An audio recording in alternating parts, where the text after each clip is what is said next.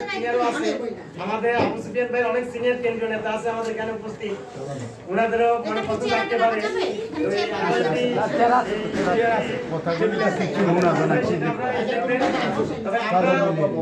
এই আমার কথা কম করেন না আপনার মনোযোগ দিয়ে শুনি আমরা ইনশাআল্লাহ আপনারা হয়তো জানেন এই আম্বার বোর্ডমিল শ্রমিক ইউনিয়নের কর্মলগ্ন থেকে শুরু থেকে আমরা আমাদের সাথে যিনি একান্তভাবে সহযোগিতা করেছেন তিনি হলেন সেই আবু সুফিয়ান ভাই।